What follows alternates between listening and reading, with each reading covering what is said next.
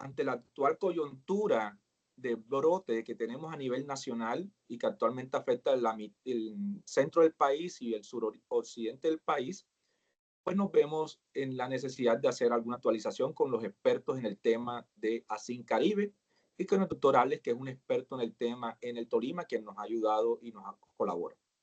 Nuestros tres expositores son personas de amplia experiencia en el tema. El doctor Salim Matar, profesor de enfermedades tropicales, director del doctorado en enfermedades tropicales y microbiología tropical de la Universidad de Córdoba, quien con él vamos a iniciar la presentación.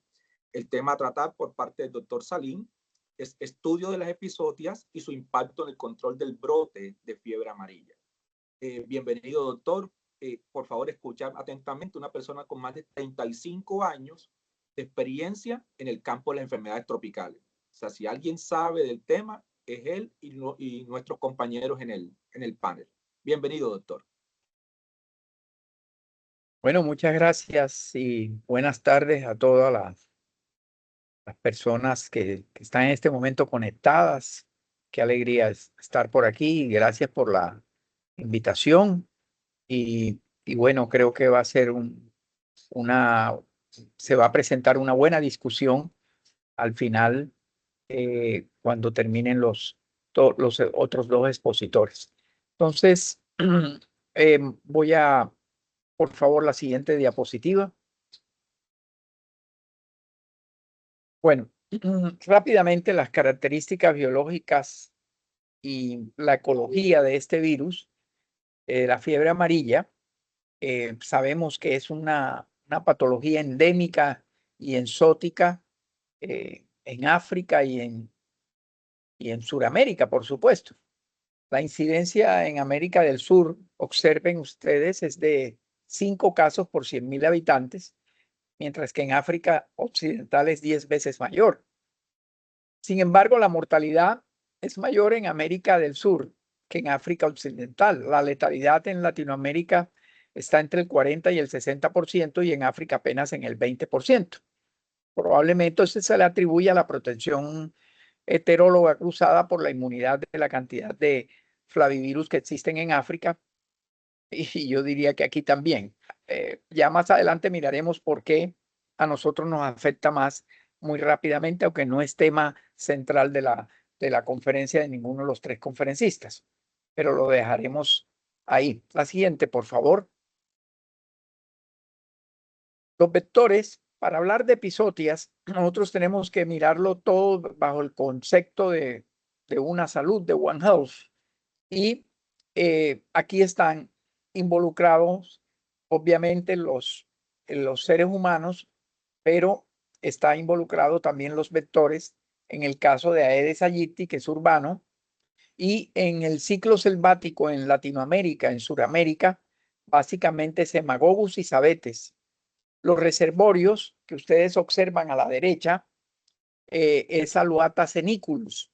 Ese aluata que ven ustedes en la primera foto a la derecha es tomado aquí en uno de los árboles de la urbanización donde yo vivo. Hay una, un grupo, unas familias de monos que tenemos aquí en la urbanización. Los otros son Aotus y los otros son, pues, el mono araña. Todos estos tres existen en Colombia, algunos con más riesgo, digamos, de su existencia, como el caso de mono araña. Y los humanos somos un huésped accidental dentro de todo este ciclo de vectores y reservorios. La siguiente, por favor. Estos son dos ejemplares a la izquierda. Observan ustedes a Aedes albopictus, que tiene una gran importancia actualmente en las enfermedades transmitidas por vectores. No se sabe mucho sobre él en la fiebre amarilla. Y a la derecha tenemos un Haemococcus. Estos aislados, estos fotos son recientes de una vigilancia entomológica que hicimos en el departamento de Sucre con la Secretaría de Salud departamental de ese departamento el año pasado. Estos son especímenes capturados en el sur del departamento de Sucre. La siguiente, para que vean ustedes el riesgo que hay. Siguiente. Esto es en la avenida Primera, en la ciudad de Montería. Entonces observen ustedes a los turistas dándole de comer a los monos aulladores. Esto todo es acá y miren ustedes, algunos han perecido electrocutados, especialmente en verano, porque salen de aquí a buscar alimento hacia acá. Ya se hizo una campaña de no darle, aquí le están dando alimentos ultraprocesados que les ocasiona problemas a estos animales. Siguiente, por favor. Este es el ciclo selvático y el ciclo urbano que todos conocemos, con Hemagogus y Antinomis, que les mencioné antes, y Sabetes sp, porque hay otros sabetes. Y el ciclo urbano, pues, es cuando este mosquito pica al humano que entra al ciclo selvático o al ciclo o a la parte periurbana y después amplifica el virus en su sangre y el Aedes aegypti, entonces, que es el habitante normal en las ciudades, empieza a producir lo que se llama el ciclo urbano. La siguiente, por favor. Estos son los países considerados en riesgo para la transmisión. Observen Sudamérica, aparece pues prácticamente en riesgo. La mayoría, Guyana y Paraguay considerados, todo el país considerado en riesgo, pero el resto de Sudamérica es considerada también, que partes de él son consideradas como de riesgo. Y observen a África. La siguiente, por favor. Esto es un dato epidemiológico rápidamente. Entre la semana 1 y 15 de este año se han notificado 189 casos en 4 países, con una letalidad del 39%. Bolivia tiene un 50% de letalidad, con 2 casos apenas. Brasil, 102 casos, con un 40% de letalidad. Colombia, 53 casos. Ya ustedes entenderán que estos son casos confirmados. Por eso hay una diferencia. Y una letalidad del 40%. Perú tiene 32 casos y una letalidad del 35%. La siguiente, por favor. Estos son los casos confirmados en los países que acabamos de mencionar. La siguiente, por favor. Y este es el último boletín que nos facilitó justamente anoche en uno de los chats el doctor Hernán Vargas de la Secretaría de Salud del Tolima. Observen ustedes que tenemos de los casos confirmados 60, 24 fallecidos para una letalidad del 40%, y en el acumulado total desde el año pasado hasta ahora, 83 casos para una letalidad del 44%. Ya observen ustedes todos los departamentos que hay, incluido uno en Caldas, Meta, Paupés, Guaviare, etcétera. La siguiente, por favor. Algo importante y rápidamente para mencionarlo, los factores sociales ligados al comportamiento de la epidemiología de la fiebre amarilla, y básicamente son los cultivos ilícitos. Esto tiene mucha importancia porque en los años 90 la mayoría de los cultivos estaban en el Caquetá, Meta y lo que se llamaba antes los departamentos de territorios nacionales. Ahí había muchos cultivos ilícitos. Con la presión de las fuerzas policiales, la mayoría de las personas se trasladaron al Catatumbo y a la Sierra Nevada. La siguiente, por favor. La tala y prácticas forestales de tala. Cuando uno corta arriba los árboles, los corta, obviamente abajo, perdón, y se cae el árbol, la parte de arriba, que se llama en inglés el canopy o el dosel en español, ahí es donde están las poblaciones de mosquitos de Hemagogus. Cuando empezaron a talar los árboles y a caer los árboles, las poblaciones de mosquitos bajaron hacia el sotobosque, hacia la parte de abajo del bosque, y ahí fue donde se empezó a aumentar la cantidad de casos de fiebre amarilla. La siguiente, por favor. Siguiente. Aquí vemos, puedes ponerla todas, sí, todas. Y yo voy hablando rápidamente. En la línea de tiempo de la fiebre amarilla, esto no costó mucho trabajo hacerlo, reconstruirlo históricamente, pero es extraordinario porque se creía que en 1686, con la llegada de los barcos a Brasil y los barcos que provenían con los esclavos negros a las Antillas, hasta esta época se creía que había llegado la fiebre amarilla, pero no es tal. En 1492, cuando llegó Colón, él se suplía de víveres e incluso de algunos esclavos que nunca se documentó en las Islas Canarias. Así que la introducción del virus, al parecer, fue con el descubrimiento de las Américas cuando Cristóbal Colón llegó en el año 1492. En 1690 llegó a Martinica y de ahí pasó a Francia. En el 1730 regresó a Cádiz con los barcos de Colón y en 1801 empezó una serie de rebeliones, y aquí hay una cosa anecdótica muy simpática, una rebelión, la rebelión que sucedió en Haití para expulsar a los franceses. El esclavo que se rebeló se llamaba Toussaint. Este Toussaint venció a las tropas francesas que estaban lideradas por el cuñado de Bonaparte.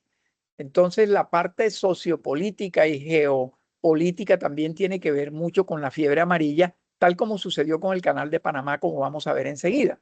Y así sucesivamente ustedes pueden ver, pero llama la atención a finales del 81 y el caso del médico Carlos Finlay, que su padre era escocés y su madre era francesa. Increíble, ¿no? Estaban dos potencias peleando, pero el amor los unió a los padres de este médico y él fue el primero que dio la teoría de que el mosquito era la causa de la enfermedad. Entonces, hasta 1900 ya se empezó a hablar del ciclo selvático y el ciclo urbano, y fue con la construcción del Canal de Panamá. Entonces, en el Canal de Panamá, Walter Reed con el doctor Gorgas lo que hizo fue quitar todos los pantanos, pavimentar todo para efectivamente drenar y de esa manera que no hubiese una proliferación de mosquitos. Pero la historia de la fiebre amarilla aparece acá arriba en este libro. La siguiente, por favor, que ya aparece mejor. Bueno, en 1937 fue cuando ya se logró crear la vacuna atenuada. Este libro fue el que me basé para estudiar todo esto, que me lo regaló un médico de aquí de Sagún hace muchos años, y es un excelente libro. La siguiente, por favor.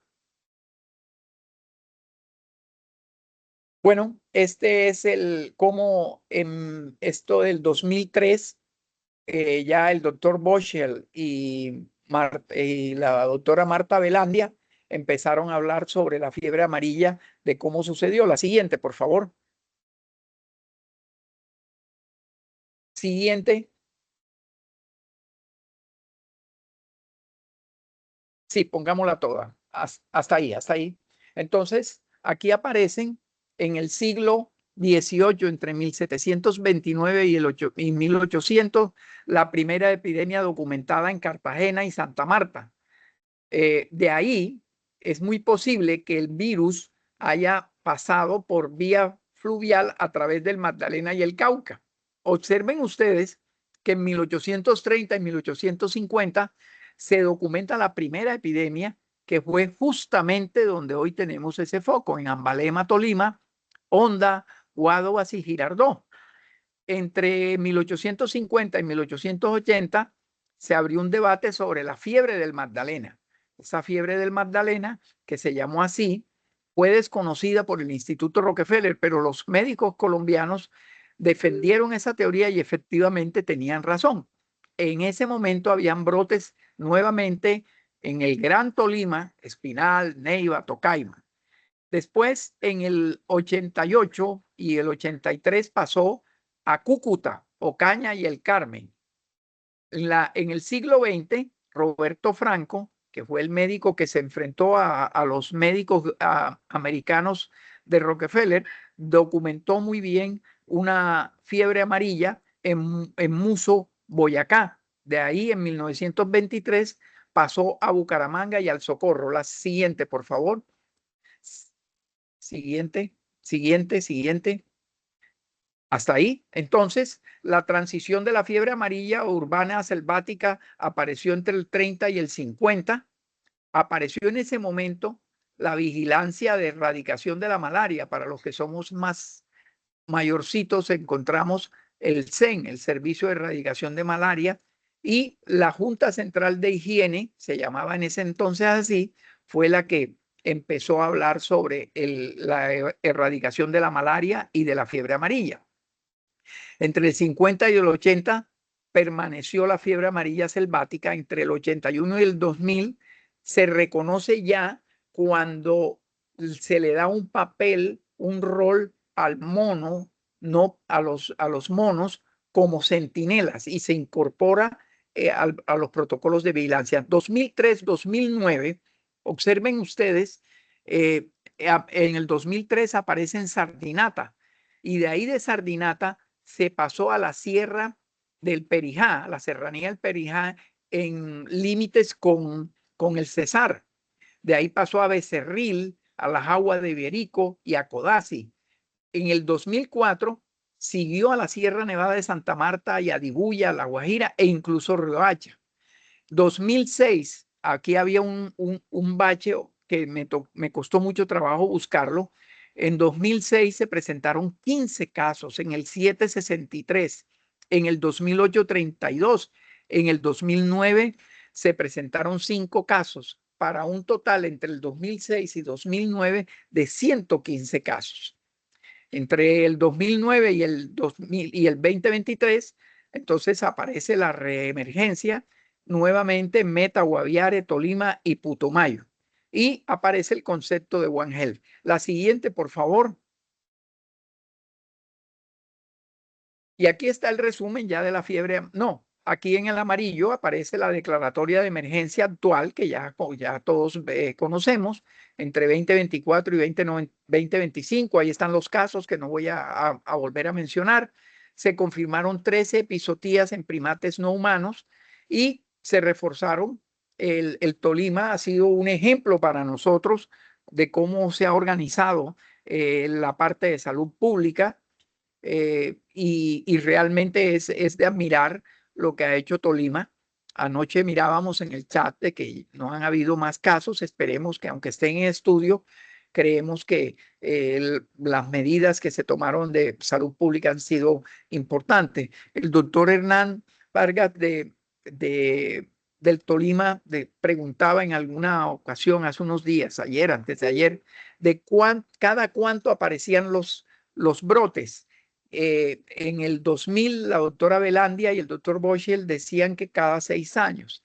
En el análisis que nosotros hicimos anoche, está más o menos de cada 14 años.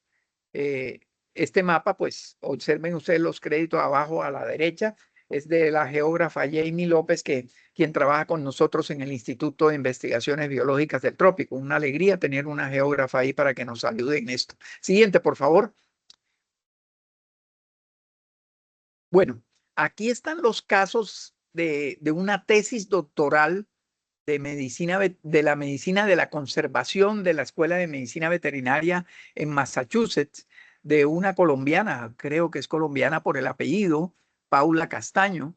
Hizo esta tesis de maestría en el año 2012 y documentó muy bien los casos de cómo sucedieron entre el 2006 y el 2009. Esta información casi no la he visto en publicaciones de salud pública colombianas ni en biomédica. Entonces, fue un buen logro encontrar esta tesis que me la ayudó a encontrar una estudiante de doctorado. La siguiente, por favor. Esto es la parte de las epizotias que hizo Diego Soler y Juan Piedrahíta Cortés. Esto es una diapositiva que nos envió el doctor Fascini, donde hay 23 departamentos con antecedentes de fiebre amarilla, especialmente estos monos de Alouatta seniculus estaban con una seroprevalencia o infectados en un 70%, lo que implica que realmente son importantes como centinelas. Observen ustedes a la izquierda la cantidad de muestras de ejemplares que fueron muestreados y prácticamente todo el territorio, con excepción de La Guajira, que se supone que allá no hay esta vegetación para que estos aluatas estén allá, pero prácticamente todo Colombia está en riesgo. Siguiente, por favor. Esta diapositiva me la facilitaron justamente anoche para mostrar dónde han sucedido las episodias. Ellos han documentado de manera muy, muy eficiente dónde han sucedido las episodias y los casos cercanos a los humanos, lo que demuestra claramente de que el mosquito enferma, porque realmente enferma a los aluatas de una manera más mortal, más letal que a nosotros los humanos, y de ahí pasa, con la amplificación de los mosquitos, pasa a los humanos. La siguiente, por favor. Este es el foco 2 de Ataco, donde están documentados también algunos casos de la fiebre amarilla. Siguiente, por favor. Estos son esto es un estudio de Brasil que me llamó la atención, en el cual encontraron datos de cadáveres de monos, 781 cadáveres entre el 2017 y el 2018. Me llamó la atención por lo sistemático que hicieron el estudio. Miren qué chévere. Empezaron a recorrer el bosque y a buscar los cadáveres de los monos y encontraron que estos cadáveres de las diferentes especies que ustedes observan aquí abajo estaban infectados por fiebre amarilla. La siguiente, por favor. Bueno, esto es básicamente lo que quería decirles. Iba un poco rápido por la premura del tiempo, pero prefiero que al final, si hay oportunidad, podamos discutir. Estos son los mismos aloatas, pero estos son de la urbanización donde yo vivo. Somos unos privilegiados teniendo por la mañana estos aullidos y en la tarde cuando se van a dormir. Hoy, muchas gracias y esperamos tener la conversación al final. Muchas gracias, doctor Salim Matar, por esta charla, por este recuento histórico, geoespacial y epidemiológico sobre la fiebre amarilla. Realmente excelente. ¿Yo? Voy a ir por su casa a saludarlo para ver cómo estamos con los monos. Bueno, continuamos con otro excelente panelista, es el doctor Wilmer Villamil, un experto más de la región Caribe. El doctor Wilmer nos va a hablar de la epidemiología a la clínica, caso clínico.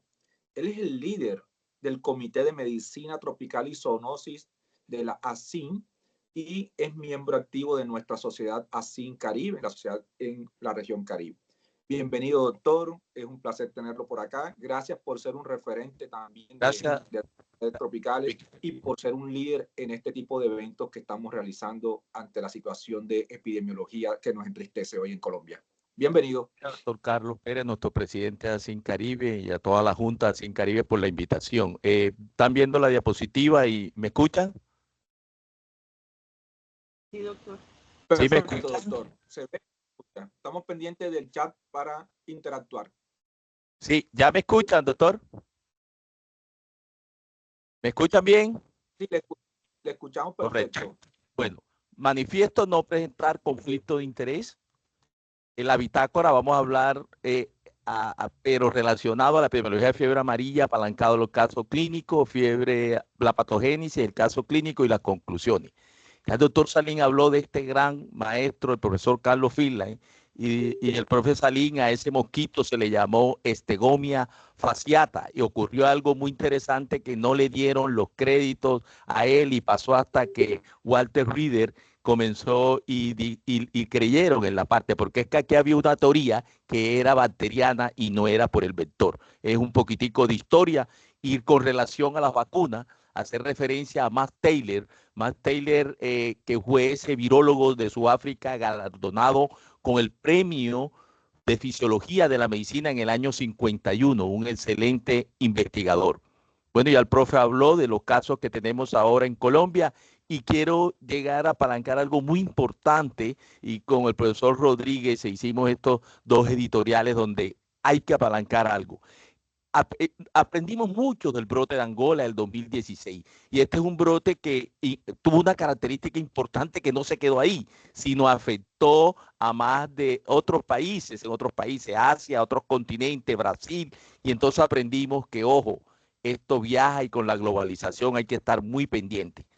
Y aquí, para el caso clínico, nos ubicamos en Bolivia, lo cual realizamos la consulta de medicina tropical y medicina del viajero con el profesor Alfonso Rodríguez y con la doctora Ross y todo el grupo, con el doctor Cristian Pacheco, un excelente grupo. Miren lo que pasaba en el chisme epidemiológico que es importante.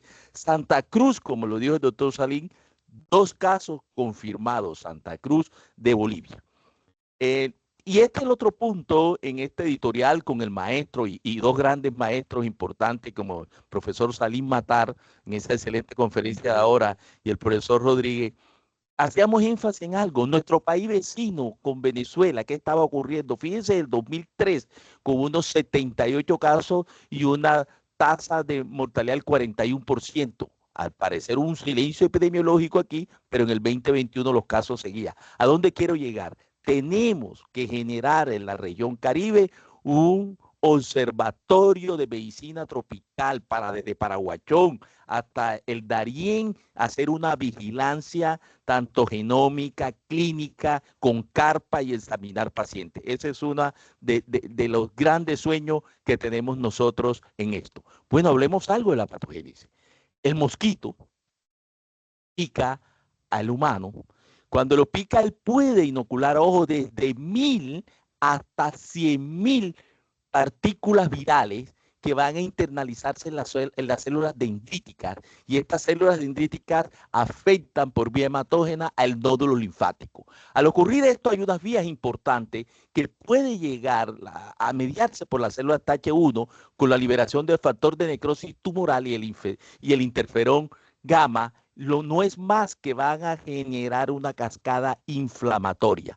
Pero a su vez esta viremia afecta el hígado, produciendo una apoptosis hepática, afecta el corazón, produciendo una miocarditis que no es más que la apostosis de los cardiocitos y a nivel del riñón una necrosis renal.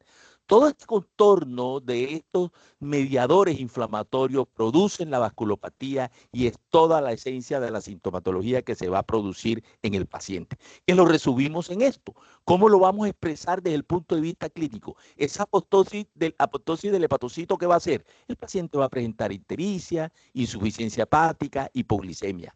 La alteración del tubo renal, ¿qué produce? Una necrosis tubular, insuficiencia renal. La alteración del cardiomiocito, ¿qué produce? Bradicardia, arritmia, y la disfunción del endotelio, ese aumento de la fragilidad capilar con esa disfunción endotelial.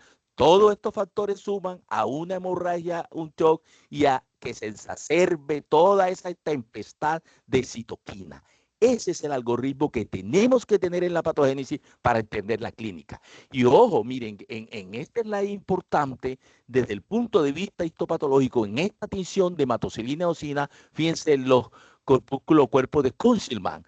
Aquí está la flecha, pero si nosotros hacemos inmunohistoquímica, lo vamos a ver en esta forma y aquí vamos a ver el factor de crecimiento importante beta, que es el responsable a nivel hepático de toda esa patología que el doctor Ale en los pacientes de UCI nos hablará. Entonces nos vamos al caso clínico. Papel y lápiz, doctor Carlos Pérez, estamos muy pendientes. Paciente masculino de 25 años de edad, natural de Santa Cruz, procedente de la localidad de Porongo, ocupación albañil, ingresa el 28 de agosto del 2024, referido del hospital de Porongo. ¿Cuál es el motivo de consulta? De más o menos 2 semanas de evolución, caracterizado por presentar dolor abdominal de moderada intensidad, que se acompaña de ictericia. El cuadro clínico se exacerba hace 2 días atrás con astenia adinamia. Al examen físico encontramos un paciente bien orientado en las 3 esferas, neurológico 15-15, cuello simétrico, móvil, el tórax con buena expansibilidad, abdomen planos, ¿cierto? Bien, no doloroso la palpación, ni superficial ni profunda, puño percusión negativo y unas extremidades normales. Unos paraclínicos que ven ustedes del 24, miren lo que llama la atención, la bilirrubina total 9.8, la directa 9.66, la indirecta 0.14. Ya el 26 teníamos una creatinina de 0.7, pero miren el 26 tenemos hemoglobina 13.5, hematocrito 41, las plaquetas en 282. Muy bien, ¿qué pasaba ya en el 27? Comenzaron otra vez, hasta te veían subiendo la bilirrubina, la fosfatasa alcalina en 915, las transaminasas aumentadas, y fíjense ustedes que las plaquetas llegaron a 367, ¿cierto? Y vamos a contestar, doctor Carlos, ¿cuál será el diagnóstico diferencial? Un solo distractor. Con esta historia clínica, con el examen clínico y los paraclínicos, ¿cuál cree usted que son los diagnósticos diferenciales? A, hepatitis B. B, infección por virus dengue. C, leptospirosis. D, caso probable de fiebre amarilla e malaria. Conteste ya en el chat. Un solo distractor. ¿Cómo se está moviendo, doctor Carlos? Estamos esperando la respuesta de los hay regalo, ya nuestra gerente Sonia tiene muchas, están listas, inscripciones, libros, 160, todo eso. ¿Cómo va el chat? Para ver. Todavía nadie se atreve.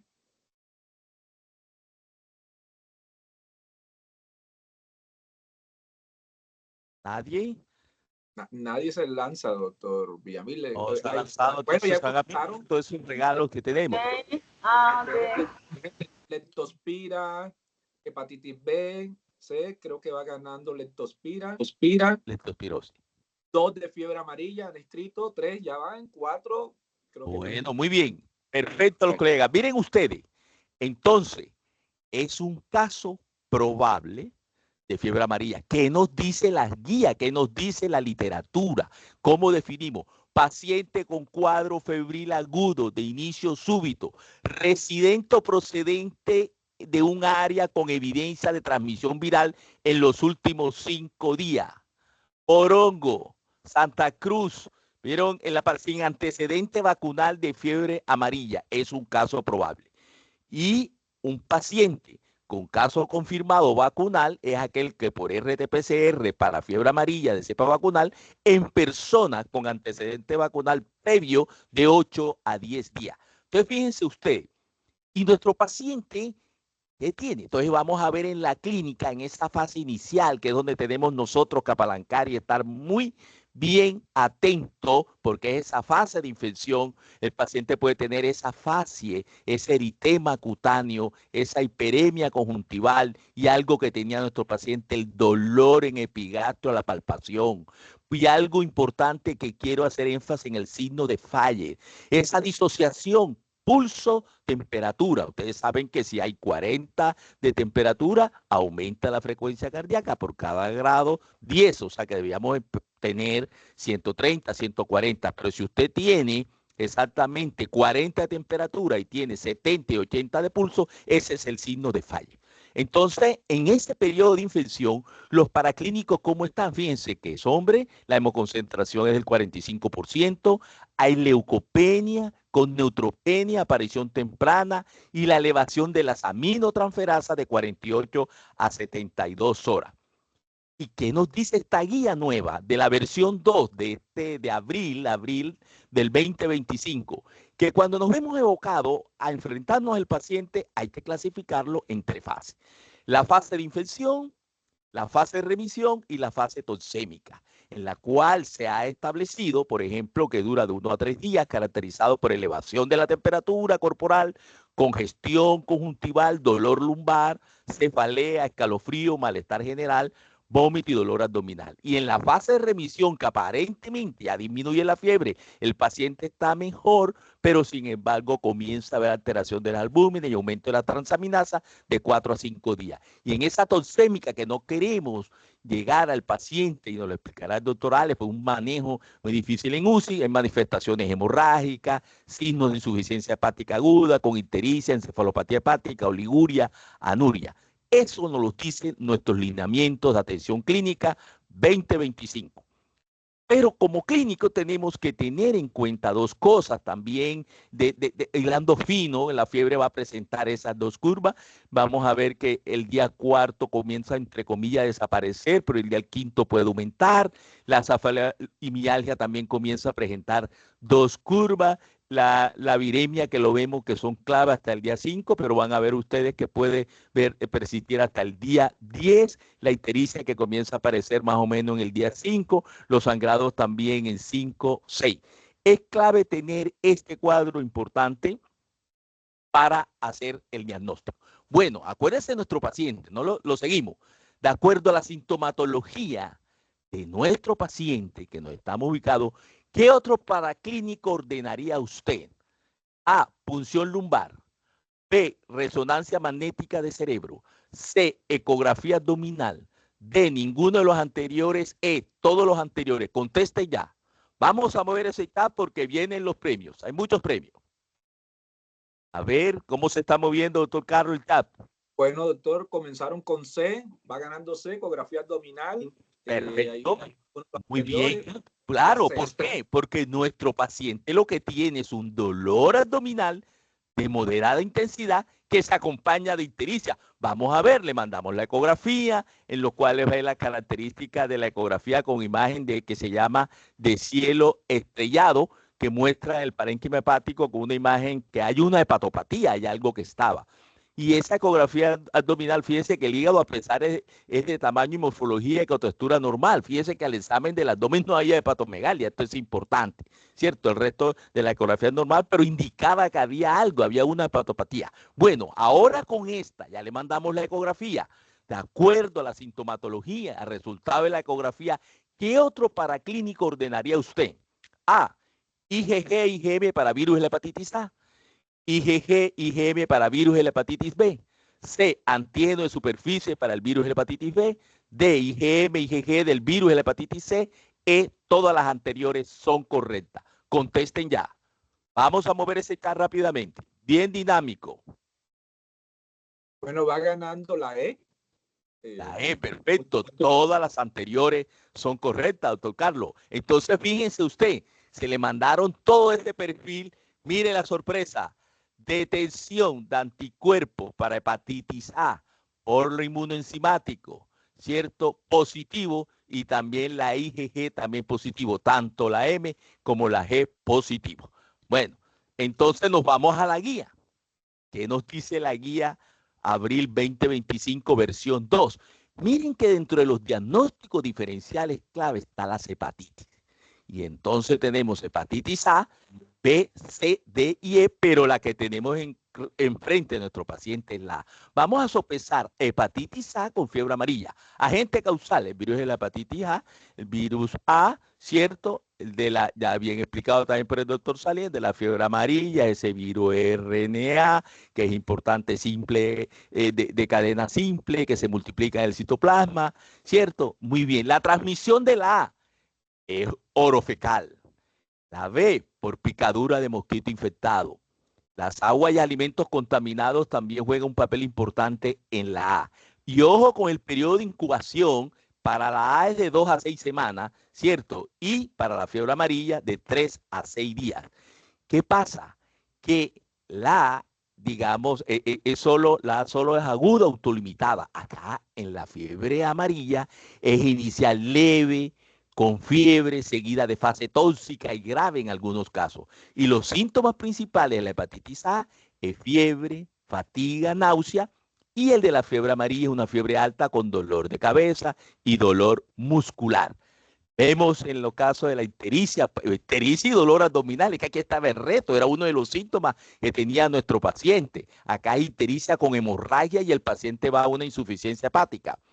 La gravedad es baja, pero fíjese que en el caso de fiebre amarilla es alta. Y el diagnóstico, que ahí donde está el problema, era con la IgM que tenía el paciente positiva y, cierto, y acá el diagnóstico es la Real Time PCR y también se puede hacer la serología para detectar antígenos y anticuerpos en la fiebre amarilla.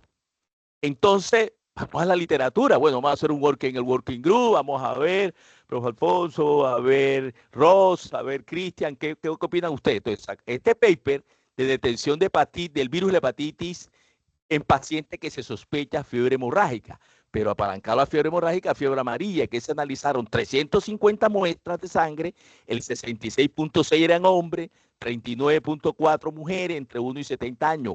Pero fíjense usted, en este estudio no se asociaba con la hepatitis A, sino en un 20.3% se asociaba a la virus de la hepatitis B, a la C y a la E respectivamente. Entonces, bueno, aquí vamos a suceder la cosa, que no estemos en presencia de un falso positivo. Vamos a repetir nuevamente y al repetir nuevamente, fíjense ustedes que dio negativo. Entonces ya vamos a ir filtrando exactamente. Bueno, teníamos lo otro, dengue, claro que estaba inmerso Santa Cruz y Porongo, inmerso en un brote de dengue como también lo tenemos acá en Colombia. Entonces era el otro reto que teníamos y que nos dice la guía de abril 2025. Diagnóstico diferencial con dengue, fiebre amarilla, en los laboratorios hay leucopenia, albuminuria, en los primeros días la velocidad de sedimentación puede estar aumentada, hiperbilirrubinemia, como teníamos nuestro paciente. Entonces, fíjense usted, con dengue ahí es leucopenia, cierto aumento discreto, y teníamos que ver en los retos. Bueno, entra en la parte de dengue. Y este trabajo, en lo cual se acuerdan ustedes, con el profesor Alfonso y con el profesor Pandolfi, bien conocido por ustedes de los Estados Unidos, comenzamos. Bueno, en Anales Clínicas Macrobiología, acuérdense, síndrome Chindemasika, ya estaba instituido, residentes y todo el síndrome Chindemasika, pero se nos había presentado fiebre amarilla y monkeypox, entonces le agregamos Chindemasika, yellow monkey. Y entonces ven ustedes que en relación con dengue, fíjense que si tiene fiebre, pero más fiebre que la misma fiebre amarilla, ¿cierto? Teníamos algo muy importante, que el exantema, en el caso del dengue, sí es maculopapular, es más rojo con signo de paz, que al presionarlo se coloca blanquito y fíjense que no hay en fiebre amarilla. Entonces, ¿qué es lo que pasa? Pero en monkeypox, ¿cierto? Teníamos que el exantema es maculopapular, pero da la fase primero, pápula, vesícula, RAS, que es bastante aumentado. Fíjense que en el caso de la hepatomegalia, dengue no es hepatomegalia, pero fiebre amarilla es hepatomegalia. Este algoritmo va a permitir a nosotros como clínico a ir apalancando y establecer la diferencia. Así es que ahora lo tenemos, papel y lápiz, Chindemasika, yellow monkey. Entonces, ¿qué nos dice la literatura? Veníamos, el dengue, serotipo 2 y fiebre amarilla en la coinfección, el paciente originario de este municipio de San Bernardo del Campo en esta publicación, ya tenía referenciado la presencia de los arbovirus, estaban cocirculando y aumentan la probabilidad de coinfección. Entonces tenemos que tener pensamiento infectológico que las coinfecciones estaban. Pero en nuestro paciente descartamos por NS1, por IgM, IgG, se corrió molecular también que el paciente tuviese dengue. Pero hay que estar ahí. Entonces, ¿qué nos dice la guía de abril 2025? Si yo sospecho que el paciente tiene dengue, síntomas iniciales, dolor retroocular, dolor óseo, erupción, conjuntivitis. Miren que la sintomatología en la fiebre es anorexia, puede ocurrir con diarrea, ¿cierto? Entonces se verifican los signos, se mandan los paraclínicos que tiene el paciente, la transaminasa totalmente elevada. Dengue, transmisión urbana, y el profesor Salín lo explicó muy bien en la parte de la transmisión de tipo selvático. Entonces, aquí venía y viene el algoritmo, el diagnóstico diferencial, que le hicimos el abordaje a nuestro paciente bien cuidadoso, hepatitis viral, ya vimos las tablas de diferencia, dengue, leptospirosis que colocaron mucho allá, malaria también entra, fiebres hemorrágicos virales. Esos son como que las patologías de diagnóstico diferenciales para tener en cuenta para el pensamiento infectológico. Vamos con nuestro paciente. ¿Cómo evoluciona? El 28 se valora al paciente establecido con los antecedentes de ictericia, el Glasgow sigue 15-15, paciente evoluciona como estacionario y con esa ictericia, entonces llega el cirujano que vamos a hacer una colangio porque hay que pensar, siempre ellos jalando para su cadáver. Bueno, ¿qué paraclínico haría usted para confirmar el diagnóstico? A, PCR para virus de fiebre amarilla. B, IgM, IgG por ELISA para virus de fiebre amarilla. C, A y B son correctas. D, A y B son falsas. Contesten ya. Un solo distractor. ¿Cómo se está moviendo, doctor Carlos? Estamos atentos, doctor, a la respuesta de los...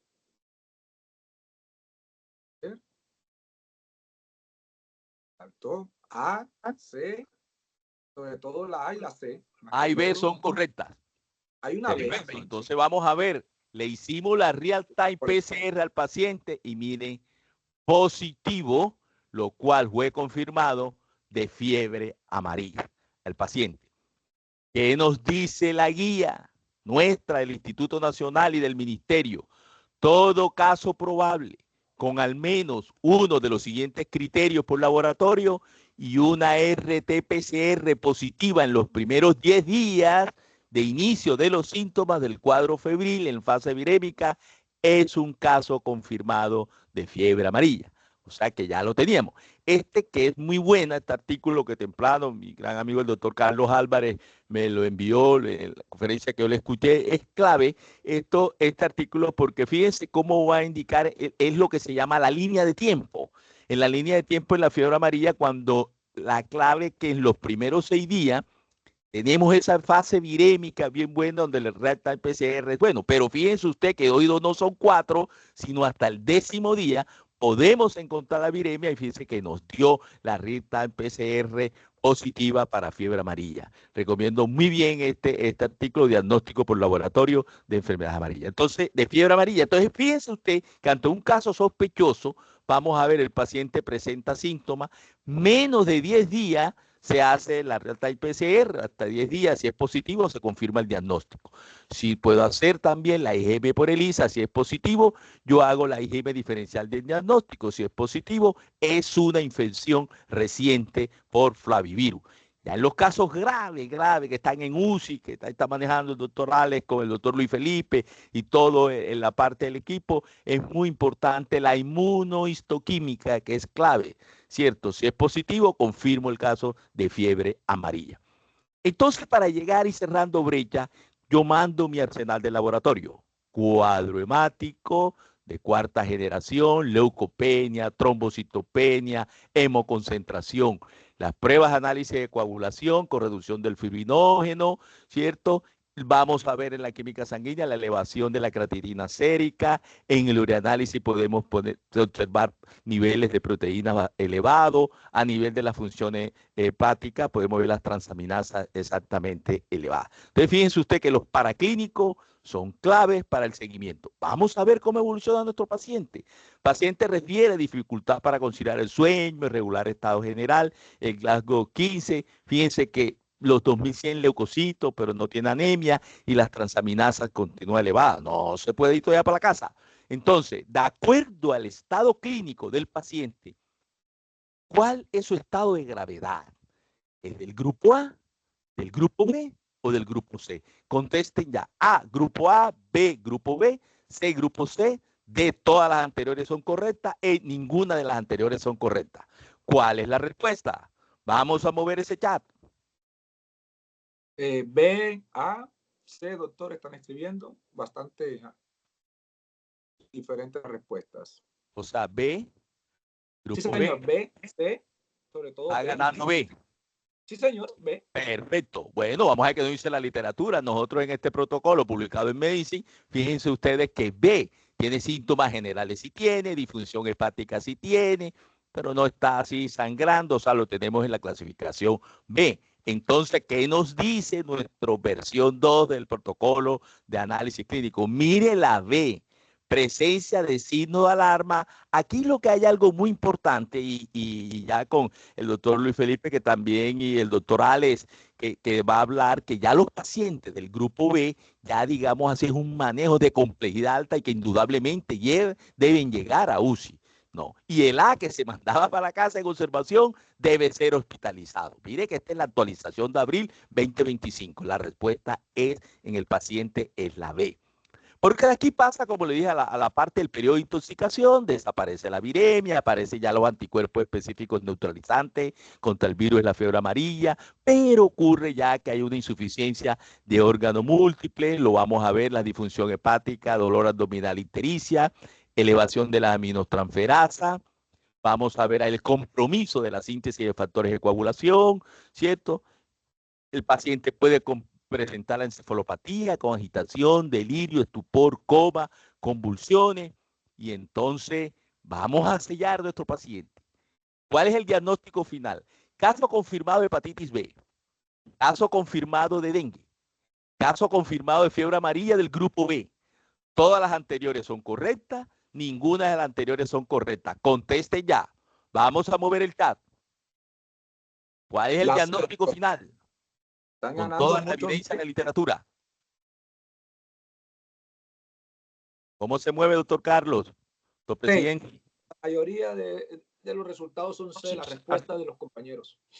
C. Sí, señor. Caso confirmado. Perfecto. Bien, el paciente evoluciona, y ahora ya descenso de la transaminasa clave.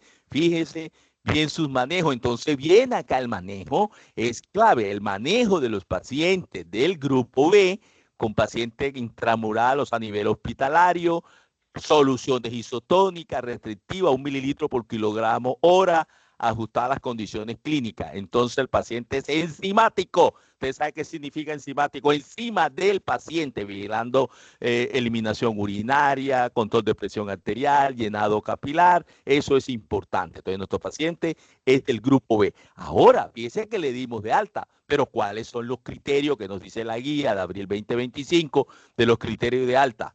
Ausencia de picos febriles de 48 a 72 horas. Perfecto, no tenía el paciente fiebre. Clínicamente estable en los últimos 7 días. Lo cumplió. Sin episodios de sangrado en los últimos 7 días. Lo cumplió. Y descenso de las transaminasas, de los 1000 de esas transaminasas aumentadas. También lo de bilirrubina y las plaquetas siempre en ascenso.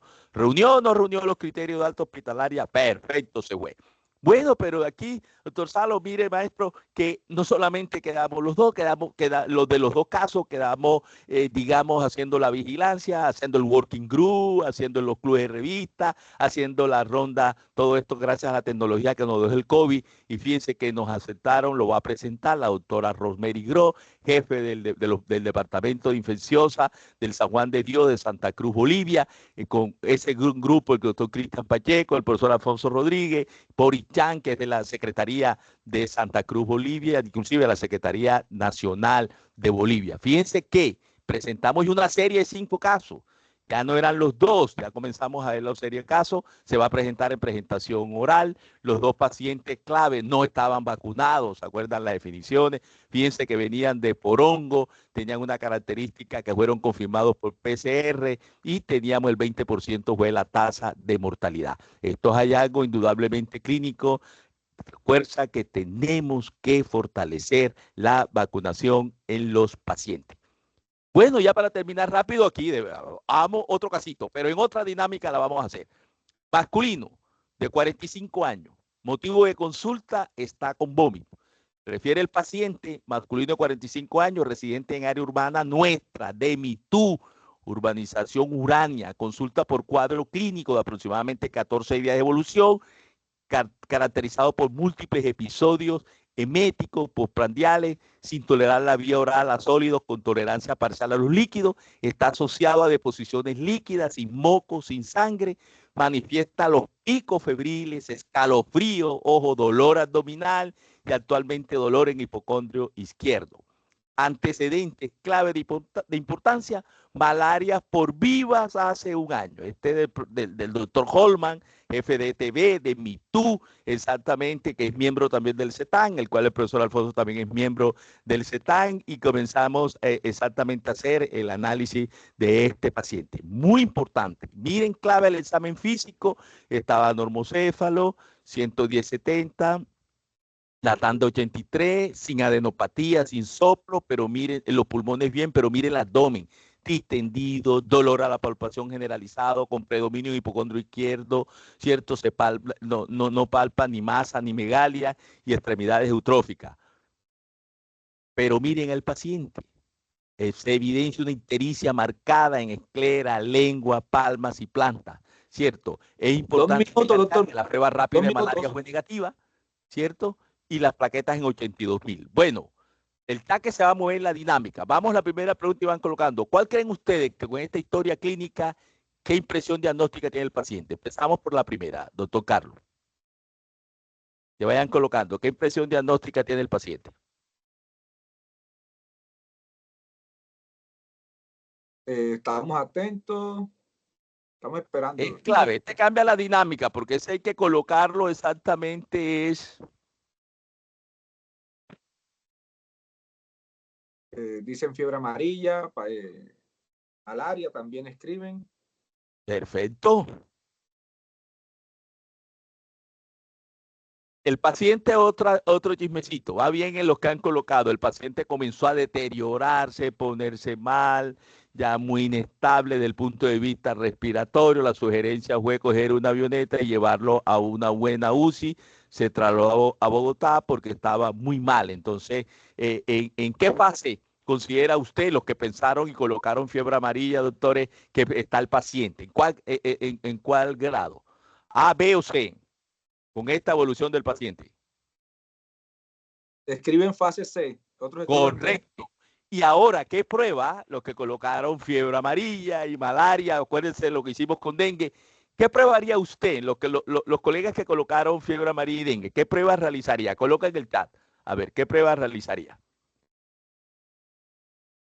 Es un C. Eso ahí empalmamos con el doctor Alex. ¿Qué prueba realizaría? Hay PCR e IgM. Ajá, PCR, perfecto para fiebre amarilla, real time PCR. Un minuto, doctor. ¿Qué más? ¿Qué otra prueba? Se nos está acabando el tiempo. Un minutico. Bueno, ya, bueno, listo. Entonces, sorpresa, miren ustedes, con infección malaria y fiebre amarilla, ¿cierto? En los cuales vamos a ver todo esa, a nivel ese, desde el punto de vista ese infiltrado, ¿cierto? Bien pigmentado que presenta, es un vivas, y en lo cual la PCR para fiebre amarilla, como lo dijeron, fue positiva, ya se está cambiando. Bueno, rápidamente, esto fue, mire, el chisme epidemiológico, el 2024, un caso, Mituba UPES, doctor Holman, excelente doctor Holman, sé que nos está escuchando, un excelente médico de pensar en llevarlo a UCI porque se le salvó la vida al paciente. Métase en PubMed Medline, ya el profesor Alfonso lo hizo, no hay ningún artículo con infección. Rápidamente, mire, la edad de 41 a 50 de nuestro paciente masculino, ya se está acabando el tiempo, la estimación de la frecuencia a esto. Bueno, ¿y qué pasa? Fue malaria. ¿Y qué pasó? Y si es la malaria, ¿qué haría? A ver, ¿qué colocan ahí rápidamente que es clave con una malaria complicada, pero qué le pasó a la malaria? Tiene un apellidito que hay que ponerle. Recaída. Hizo la recaída exactamente y algo importante. Fíjese que cuando hay esta coinfección no está vacunado en un gran porcentaje, en un 16.5%. Pildoritas para llevar a casa, una buena historia clínica, epidemiológica, una buena investigación de campo, una prueba de diagnóstica que lo hicimos en esta dinámica, hacemos un diagnóstico, pensemos en coinfecciones, tengamos esas guías de manejo, esa buena orientación y así podemos hacer buen, digamos así, abordaje clínico y salvar vidas. Dios me los bendiga y después esperamos la mesa redonda. Gracias. Bueno, muchas gracias, doctor Wilmer, por esa excelente presentación. Por cuestiones de tiempo, seguimos rápidamente. Mantenemos el alto nivel científico y académico. Y ahora tenemos al doctor Alex Forero Delgadillo, Grupo de Investigación Aplicada y Medicina Translacional del Hospital Federico Lleras Acosta de la Universidad de Tolima. Su presentación es el manejo clínico de la fiebre amarilla en UCI, para no perder este excelente tema, que es parte esencial de lo que tenemos que hacer en la parte clínica. Bienvenido, doctor, y muchas gracias. Muy buenas noches para todos. Muchas gracias por la invitación a la Asociación Colombiana de Infectología Regional Caribe. Y el objetivo de nuestra sesión es compartir ¿Me pueden confirmar que se vea la presentación y se escuche bien? Es compartir la experiencia que hemos tenido con respecto al tratamiento de los pacientes con fiebre amarilla en unidad de cuidados intensivos y cómo con mucho orgullo logramos modificar la mortalidad en esta entidad. Ese es el recorrido que se tiene propuesto para desarrollar durante la sesión. Pues aunque la fiebre amarilla es una enfermedad prevenible por vacunación, el problema es que la presentación grave continúa siendo un sinónimo de mortalidad. Y si ustedes se fijan en las diapositivas, generalmente quienes padecen estas muertes somos los países designados a una zona en particular. Y si los comparamos en términos de insumo, economía, somos países en desarrollo o en vías de desarrollo. Lo que significa y lo que hemos evidenciado es que solamente nosotros vamos a cambiar nuestros desenlaces. En Colombia se ha visto un resurgimiento de casos preocupante en los últimos años, lo que nos invitó a reevaluar todas las estrategias que se tenían implementadas para el abordaje de este tipo de enfermedad, porque la mortalidad a los ojos de los países latinoamericanos, centroamericanos, sudafricanos y centroafricanos continúa siendo tan alta como hasta el 70%. Entre el 2020 y el 2023, Colombia ha reportado aproximadamente 200 casos de fiebre amarilla, casi que el 47% hasta el 2003, pero desde el 2005 hacia adelante no se habían reportado más de 10 casos hasta noviembre del 2024, cuando inició el ascenso progresivo del registro de número de casos de fiebre amarilla. Nosotros en noviembre recibimos a los primeros pacientes y ¿qué nos encontrábamos? Nos encontrábamos con pacientes con síndromes febriles agudos de temporalidad menor a 5 días que llegaban con lesión hepática, enzimas en rango de hepatitis, coagulopatía y marcadores hiperinflamatorios. Una hepatitis aguda grave sin criterio de falla hepática, pero el comportamiento era completamente errático y nosotros tratando de emular las recomendaciones que se daban hasta el momento, iniciábamos soporte con reanimación hídrica isotónica, volúmenes altos de lactato de rígero de solución salina, pero ¿qué veíamos? Los pacientes progresaban a encefalopatía, hacían criterio de falla hepática, terminaban ventilados, soportados. Iniciábamos soporte hepático bajo un escenario de falla hepática aguda, pero los pacientes progresaban a síndromes multicompartimentales, a disfunción orgánica múltiple y a la muerte. En enero, continuamos con el ascenso progresivo de los casos, con comportamientos muy similares. Y dijimos, el panorama está mal, veamos qué hicieron los que tienen más experiencia en atención de fiebre amarilla grave.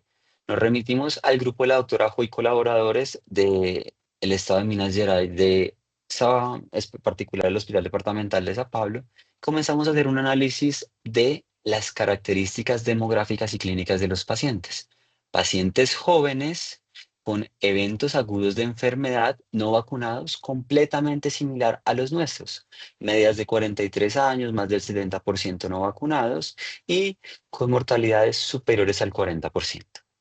¿Qué veíamos? Pacientes que se presentaban con lesión hepática, con enzimas superiores a 2000 unidades internacionales por litro, coagulopáticos e hiperinflamados, que se traducían en pacientes con disfunción hepática, disfunción hematológica, disfunción renal y disfunción pulmonar.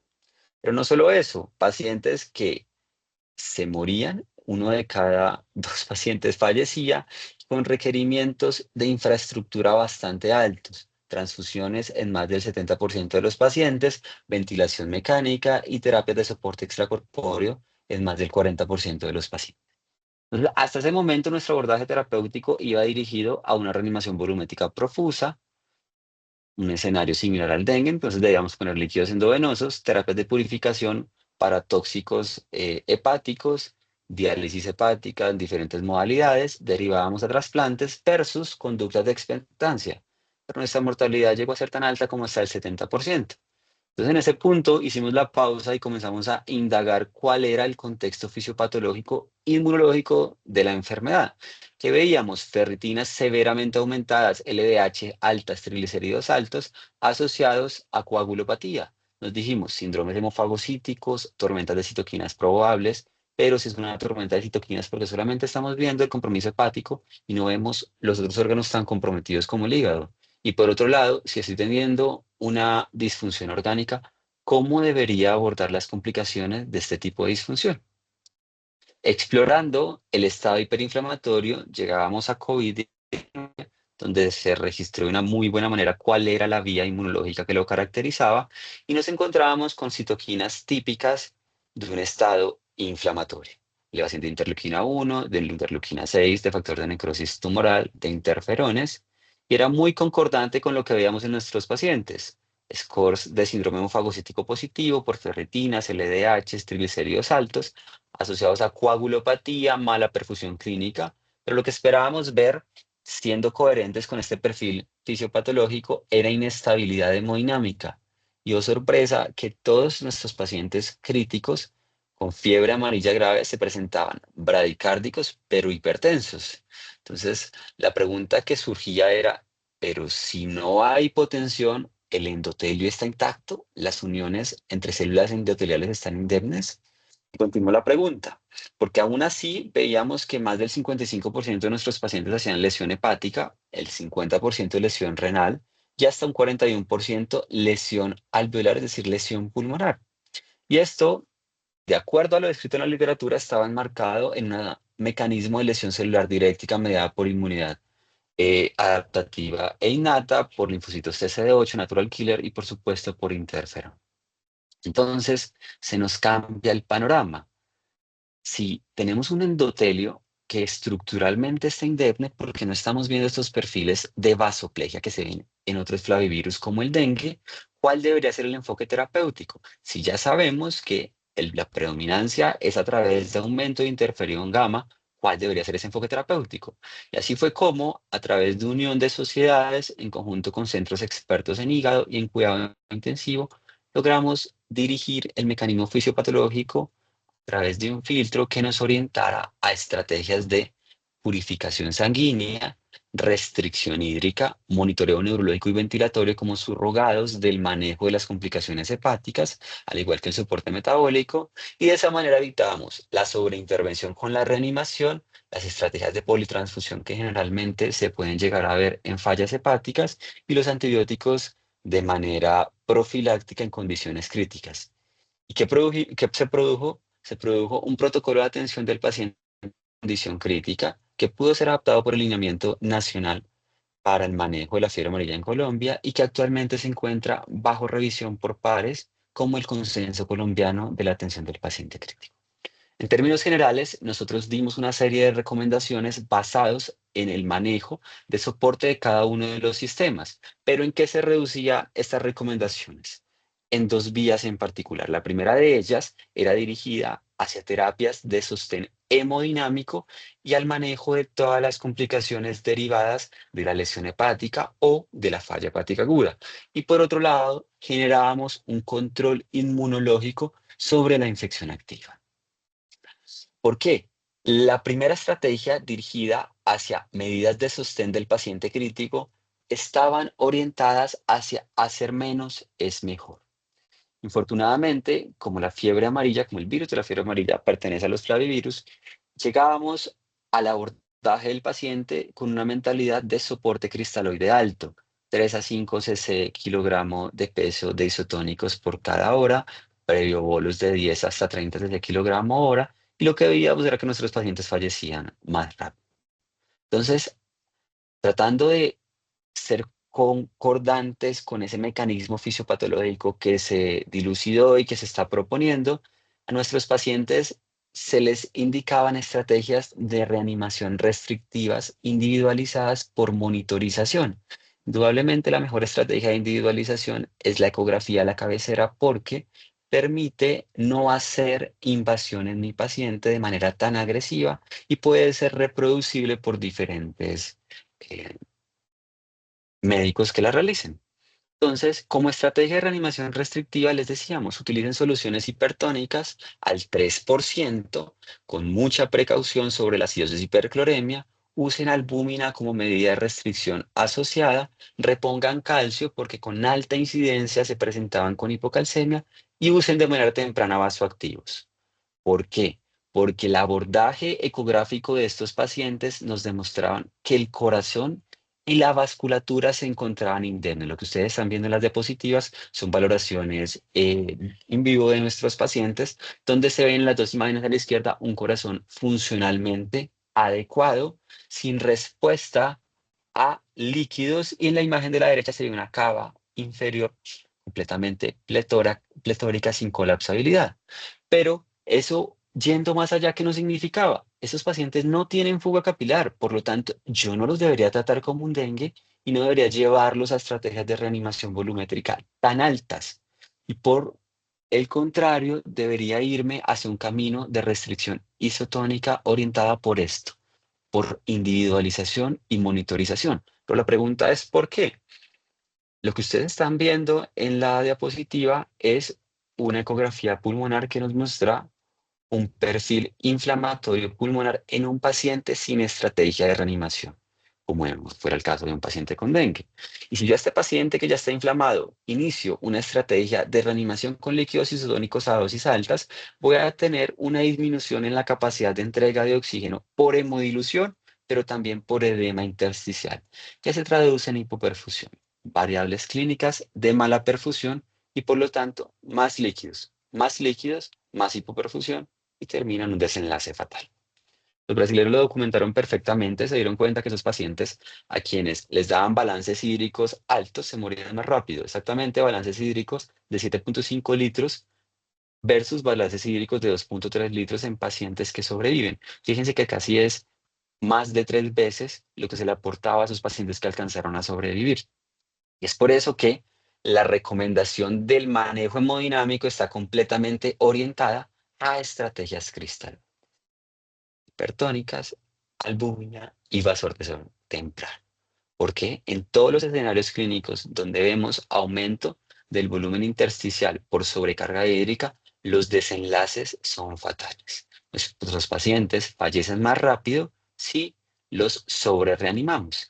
Y eso está completamente sustentado en escenarios diferentes de la fiebre amarilla, porque infortunadamente la evidencia disponible con respecto al manejo dirigido a infecciones virales tipo fiebre amarilla es bastante restringida en términos de soporte hemodinámico, pero como surrogados de sepsis, de falla hepática, podemos llegar a ciertas recomendaciones que son útiles en este tipo de pacientes. Por otro lado, la segunda recomendación en términos del sostén del paciente crítico está dirigida completamente a el control de los efectos nocivos de la producción de amonio. Si ustedes recuerdan, el amonio es una sustancia neurotóxica que bajo condiciones de normalidad en el hígado es transformada a urea. El problema es que una vez este amonio aumenta en su producción y se dirige al sistema nervioso central porque es capaz de pasar la barrera hematoencefálica, es transformada por los astrocitos en glutamina. Y esta glutamina, cuando aumenta su concentración en el espacio intersticial o intracelular de manera exagerada, funciona como un osmol efectivo, que significa edema neuronal. Y si tengo edema neuronal, tengo lesión neuronal y clínicamente se ve expresado como encefalopatía. El paciente hace pérdida del control de la vía aérea, hace convulsiones, hace coma y termina ventilado. Entonces, la segunda estrategia del manejo de este tipo de pacientes está dirigida al control de todas las complicaciones de la incapacidad del hígado de procesar sus metabolitos. La primera de ellas es, si su paciente hace alteración del estado de conciencia o si usted documenta niveles de amonio sérico por encima de 70 micromoles por litro, ventila a su paciente como una estrategia protectora. Y una vez ventile a su paciente, llévelo a un manejo neuroprotector. ¿Neuroprotector cómo? Hágale Doppler transcraneal, hágale metabolismo cerebral, dele profilaxis anticonvulsivante. Y de esta manera, el control neurológico de la preservación de la neurona se puede conservar. Nosotros no logramos documentar una incidencia alta de eventos convulsivos en nuestros pacientes. Sin embargo, los brasileños en todas sus series documentaban un 25% de aparición de convulsiones dentro de los pacientes con fiebre amarilla grave, en lesión o en falla hepática. Y el anticonvulsivante que sugerían ellos para el manejo de para el manejo de las convulsiones era la levetiracetam y no la fenitoína, pues documentaron desenlaces fatales más rápidos en este grupo de pacientes. Y por último, una vez genera un control, perdónenme, de las complicaciones neurológicas y por lo tanto ventilatorias, me debo ir a una estrategia de reanimación transfusional restrictiva, llevando a mis pacientes a unos umbrales bastante estrechos para así evitar todos los efectos adversos derivados de las transfusiones, tacos, tralis, reacciones alérgicas, la sobrecarga no relacionada a pulmón. Y es por eso que la guía y los lineamientos, al igual que consenso, son bastante rígidos en los umbrales de transfusión. Si su paciente no está sangrando, no tiene por qué transfundirlo profilácticamente. Transfúndalo cuando las plaquetas están por debajo de 30.000, cuando la hemoglobina está por debajo de 8, cuando el fibrinógeno está por debajo de 100 miligramos por decilitro. Por el contrario, sígalo, obsérvelo, porque nuestras series de pacientes no documentaron en valores superiores al 20% fenómenos hemorrágicos, como otros sí los documentaron y por lo tanto, en el inicio del manejo de este tipo de pacientes, documentábamos que cuando los transfundíamos de manera no controlada, avanzaban más rápidamente a síndromes multicompartimentales por sobrecarga, que no significaba pacientes que se morían mal. Y el segundo gran camino que se propone en los pacientes con fiebre amarilla grave está relacionado al control inmunológico. Y control inmunológico por dos tipos de estrategias, el recambio plasmático, pero también la supresión farmacológica con esteroideos. Inicialmente se intentó dar tratamiento al virus de la fiebre amarilla con un antiviral tipo eh, dirigido hacia virus hepáticos, que es el sofosbuvir. Y lo que se documentó en la serie de los brasileños es que existió una disminución en la carga viral desde el inicio del medicamento, pero sin ningún tipo de impacto en mortalidad. Es entonces como hasta el momento no tenemos de un medicamento que ataque el virus directamente ni que bloquee su contacto con las células del sistema inmunológico, con todas las células presentadoras de antígeno y por lo tanto con la presentación en los ganglios linfáticos, como le explicaba el doctor Wilmer. Por lo tanto, nuestras estrategias están dirigidas es al control del sistema inmunológico. ¿Cómo? Desde el punto A, que es el inicio de la infección, hasta el punto E, puedo tener, si ustedes ven en la imagen, las líneas de color rojo, una desviación hacia un fenómeno que ya hemos mencionado, que es la tormenta de citoquinas. Infortunadamente, la tormenta de citoquinas lleva a un sistema inmunológico a un fenómeno casi que de paresia, donde es incapaz de actuar de manera efectiva y por lo tanto no destruye al agente infeccioso, pero sí a todos los daños en los tejidos, como se ve en los pacientes con fiebre amarilla grave. Y es por eso que nos adentramos en un camino como la purificación sanguínea. ¿Por qué la purificación sanguínea? Porque logramos el control de citoquinas proinflamatorias, de inmunoglobulinas y de células activadas del sistema inmunológico de los compartimentos celulares. Las remuevo del espacio intravascular, por lo tanto hay fenómenos de transición por concentración desde el espacio intersticial y mejora la efectividad. Y eso está muy bien explicado en los estudios del doctor Rimelé, donde cuando yo eliminaba las células inflamatorias hiperactivadas tenía en las nuevas un mejor efecto inmunológico. Pero ya lo mencionamos, no solamente es el control inmunológico, sino también el control de todas las complicaciones derivadas de la incapacidad del hígado del manejo de las toxinas. Y es por eso que también debemos hacer un control del amonio. El amonio es una molécula con un peso bastante bajo, es inferior a 100 daltons, y por lo tanto estrategias como la hemodiafiltración venosa continua puede llevarnos a un control. Entonces, la recomendación iba dirigida, su paciente tiene un perfil hiperinflamatorio, haga control por recambio plasmático, pero luego haga un manejo del amonio con hemodiafiltración venosa continua. El control se puede hacer de diferentes maneras y eso nos llevó a dar la recomendación sobre aquellos pacientes que tuvieran encefalopatía hepática grado 2 o niveles de amonio superiores a 70 micromoles por litro, el uso temprano de estrategias de purificación sanguínea. Plasmaféresis, pero seguida de hemodiafiltración venovenosa continua. Y los brasileños lo documentaron que la supervivencia a los primeros 7 días del inicio de plasmaféresis de alta intensidad fue superior casi que en un 80% frente a una estrategia de expectancia que solamente logró un 10% a los 26 días. Por lo tanto, desde el punto de vista de la evidencia actual, por supuesto, con una serie de casos, con todas las dificultades que tienen al respecto, es que la plasmaféresis sí mejora los desenlaces en este tipo de pacientes. Ellos, ¿cómo lo objetivizaron? Los objetivizaron a través de una serie de criterios que se conocen como los criterios de Clichy, donde se hacían niveles de amonio y de factor 5. Afortunadamente, nosotros no tenemos disponibilidad del factor 5 y en algunos centros no tenemos disponibilidad de amonio. Lo que llevamos fue a una valoración de la cinética del aumento de las enzimas hepáticas. Indudablemente todo paciente con falla hepática aguda, teniendo en cuenta la encefalopatía como criterio condicional o niveles séricos de amonio superiores a 70 micromoles por litro, debían entrar en una estrategia de recambio plasmático. Pero también aquellos pacientes que ingresaban en lesión hepática sin encefalopatía y tienen un aumento superior al 500% en un tiempo de 24 horas o al 200% en 6 horas, era una indicación de inicio temprano de recambio plasmático, como con plasma fresco congelado para un mejor control de factores de coagulación, con sesiones de 3 a 5 días de acuerdo al comportamiento clínico, pero con una estrategia de retiro pausado, valorando los marcadores hiperinflamatorios, porque cuando se retira de manera abrupta, los pacientes fallecen más rápidos por efecto rebote. Y a esta estrategia de recambio plasmático le dimos una asociación de medicamentos de control inmunológico como los esteroides. Esto como un surrogado de lo que se alcanzó a explorar en los pacientes con dengue.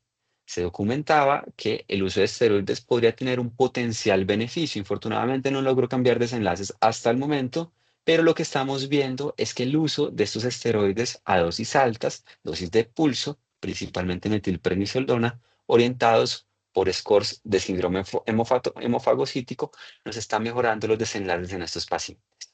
Y es cómo se reduce el manejo de la fiebre amarilla grave, una identificación temprana, monitorice su paciente, haga ecografía, invádalo temprano para que el paciente no lo vaya a sorprender porque la cinética de deterioro es inferior a 24 horas.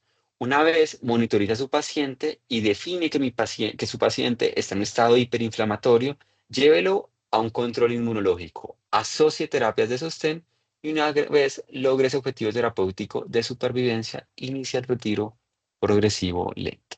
¿Eso a qué nos llevó? Nos llevó a una supervivencia al día 7 de la implementación de las recomendaciones del consenso, a lograr una supervivencia de aproximadamente el 83% de los pacientes, frente al 45% que se presentó al inicio de los casos o frente al 70% que se documentan en la serie de los brasileños.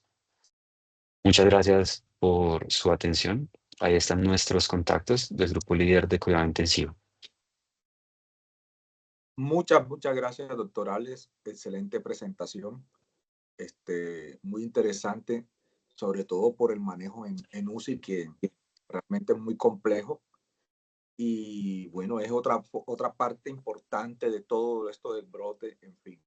Bueno, hemos tenido hasta unos 165 participantes.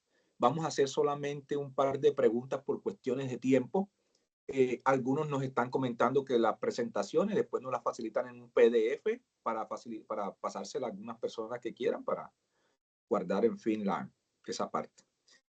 Una pregunta, doctor Wilmer. Al comienzo, cuando usted puso, bueno, alguna persona preguntó sobre me lo busco por aquí. Ok, sobre el factor de crecimiento transformante beta.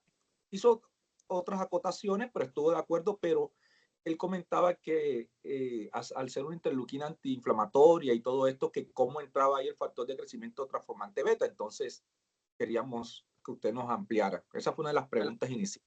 Excelente, doctor Carlos. De maravilla y gracias por la pregunta, porque hay que hacer bastante énfasis concreto en el factor de crecimiento transformante beta. Recordemos las células dendríticas, lo cual van a estimular los linfocitos CD4 que están mediados por los TH2. Entonces, este factor de crecimiento transformante beta va a tener dos vías. Una en la cual se disminuye y al disminuirse esa activación actúa sobre los linfocitos CD8, ¿cierto? Para que llegue a interactuar con los otros reactantes de fase aguda. Pero este factor clave de crecimiento transformante beta produce una disproporción, lesión, inflamación que actúa sobre las células natural killer, inhibiendo el MHC1, produciendo la apoptosis. Esa es las dos vías que tiene importante el factor de crecimiento transformante beta, doctor Carlos. Gracias, doctor. Para el doctor Alex, bueno, hay varias preguntas, tal vez nos puede ayudar con algunas. Lo primero, y la preguntan dos veces, ¿cómo solicitan la PCR para fiebre amarilla? Por la cuestión esta de CURS y estas cosas ¿cómo solicitan el examen? Es una pregunta que hacen en dos ocasiones. ¿Cómo hacen para pedirla en una clínica, mejor dicho? No sé si me escuchan. Doctor Alex, ¿cómo lo solicitan desde el punto de vista administrativo la PCR? ¿Cómo aparece? No, es lo que me preguntan acá. ¿Sí? ¿Se escucha? ¿Usted me escucha, doctor Wilmer? Sí, yo le escucho bien, doctor Carlos. Ok. Es que, bueno, ya, a ver. Doc, ¿me puede asesorar, por favor, para solicitar la PCR para fiebre amarilla? Se solicita con identificación de otros virus específica por pruebas moleculares. Código Kunz, un número. O si hay otro Kunz que podamos usar. Esa es la pregunta. O sea, ¿cómo ustedes han hecho para solicitar esa prueba?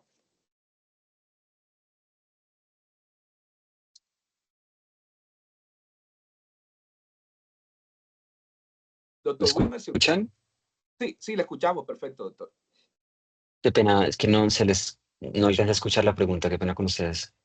Sí, que cómo ordenan el examen de la PCR, la reacción en cadena polimerasa para fiebre amarilla. Desde el punto de vista de solicitud administrativo. Exacto, administrativa, exactamente. Correcto, Ah, doctor. perfecto.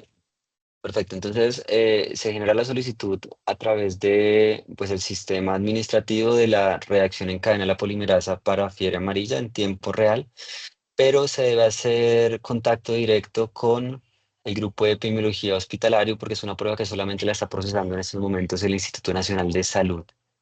Entonces, hasta el momento, con directriz de ellos, se debe remitir la prueba a Bogotá, donde el laboratorio del instituto hace la prueba. Se diligencia la ficha, se lleva la muestra sin ningún problema. Perfecto. Ok, bueno. Aquí hay una pregunta que voy a tomar el atrevimiento de responder, que es sobre la vacunación hasta los 60 años. Se ha extendido hasta los 70 años la vacunación porque estamos en un brote en viajeros. Se puede hasta 70 años la vacunación sin ningún problema. Doctor Alex, otra pregunta que hace. No sé si haya tenido un caso de esto que sería más complejo.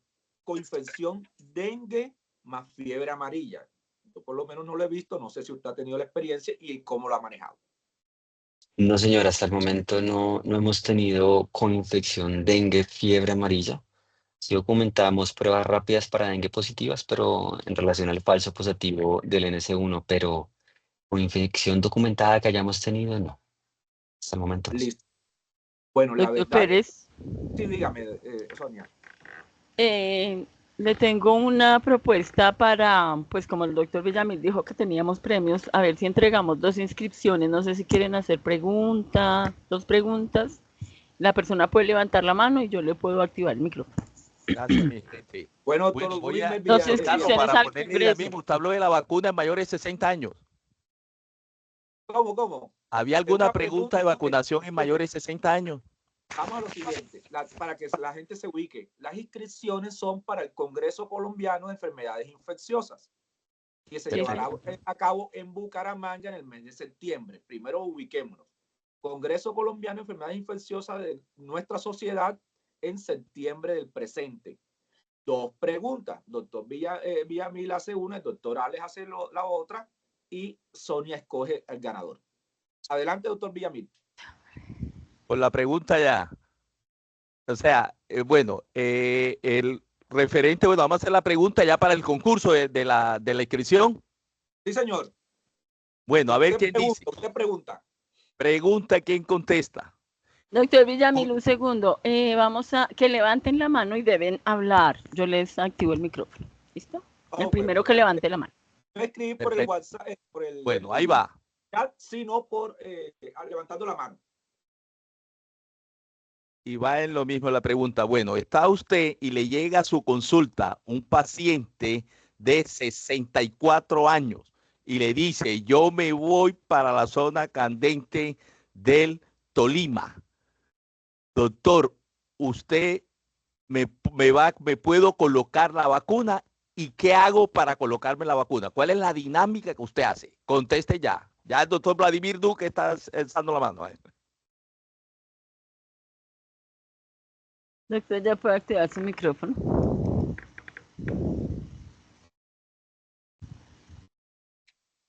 Doctor Duque. ¿Quién levantó? No, no lo veo, yo no veo.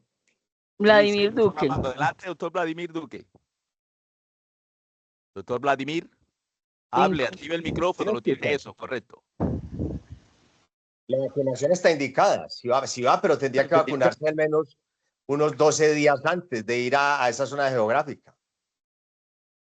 Muy bien, ¿y qué le hace usted en la dinámica? ¿Qué tiene que le llena? Número uno, ¿qué formato llena? Número uno, ¿qué le dice que llene? ¿Qué llena usted? Este es un formato de seguimiento. Eso, una hojita de consentimiento y seguimiento. Muy bien, doctor Vladimir, bien contestado. O sea, sí se puede colocar con seguimiento, precaución en mayores de 60 años, notificarlo al ministerio y hacerle todo el seguimiento. Bien contestado, aprobado. Buena respuesta, doctor Carlos. Doctor, por favor, déjenos su correo electrónico en el chat.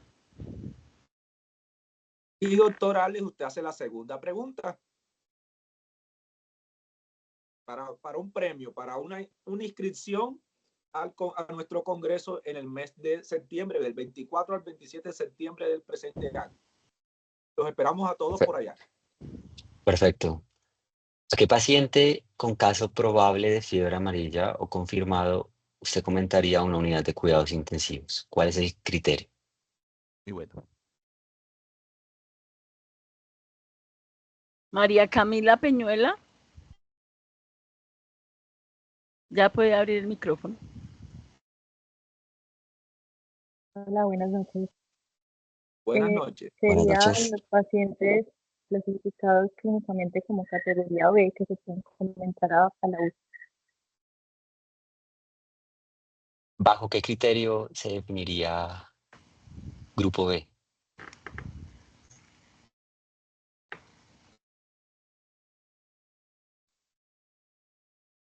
Bueno, bajo el criterio que tenga alteraciones en las pruebas hepáticas o pues compromiso hepático.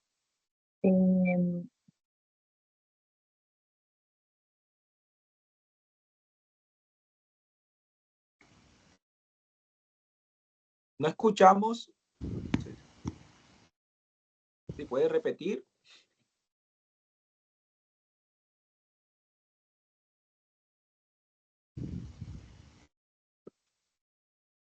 Doctora María Camila, si puede repetir con mucho gusto. ¿O le damos la oportunidad a la otra persona, a la que sigue? Sí, claro. ¿Quién Ana es? Rosa.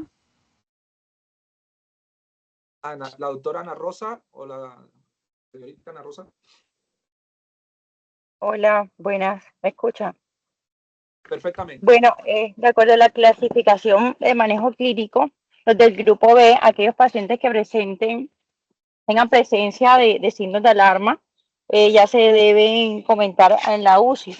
¿Cuáles serían unos signos de alarma? Aquellos pacientes que presenten, por ejemplo, encefalopatía, aquellos pacientes que tengan transaminasas elevadas, un rango de transaminasas por mayor de 1000, que tengan una ferritina mayor de 2000, LDH mayor de 500,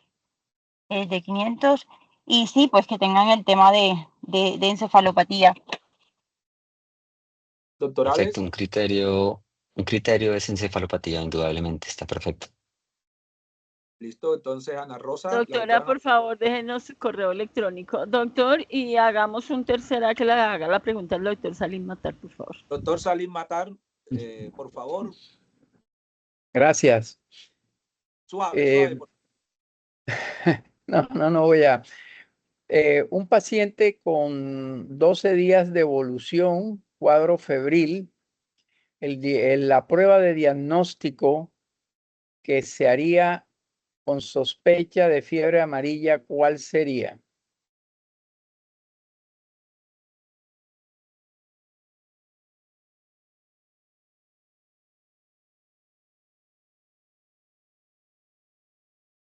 Por favor.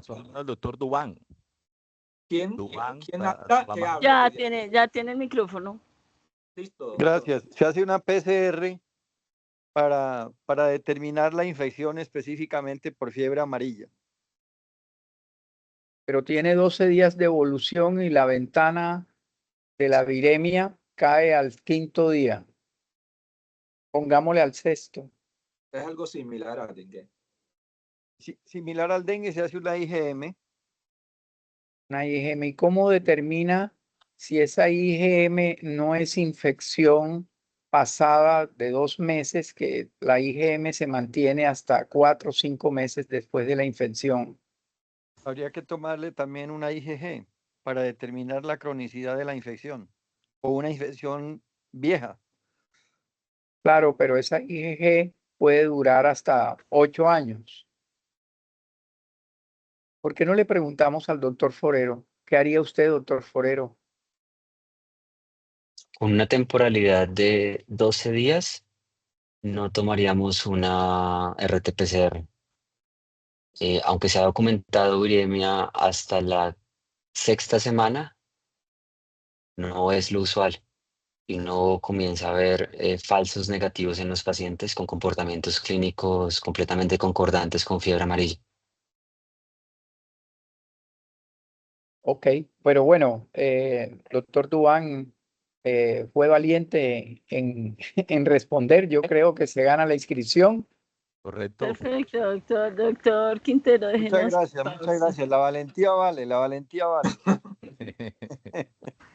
Gracias, listo. Gracias. Ojalá que nos puedan dar la grabación y las presentaciones, doctor, para tenerlas acá y poder nosotros acá en el Cauca, digamos, revisarla y poder compartir con los demás compañeros esta importante revisión. Ok, Sonia, te encargamos entonces esa parte de recabar los...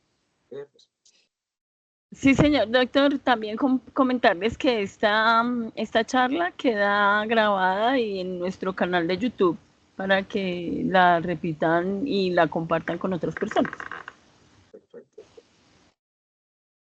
Bueno, entonces así damos por terminado este evento. Gracias a los doctores, gracias a Sonia, gracias a la sociedad por este encuentro y gracias a los 165 participantes que hubo conectados en algún momento de la tarde para hacer un viernes que es difícil que nos podamos unir. Este brote y esta enfermedad que nos está atacando en este momento lo hizo y bueno, y vendrán nuevos encuentros, esperamos que hablando cosas un poquito mejores. Gracias a todos, realmente se les agradece mucho. ¿Yo? Gracias. Hasta luego. Muchas gracias por la invitación. Gracias. Buenas noches. Muchas gracias. Gracias, que estén muy bien.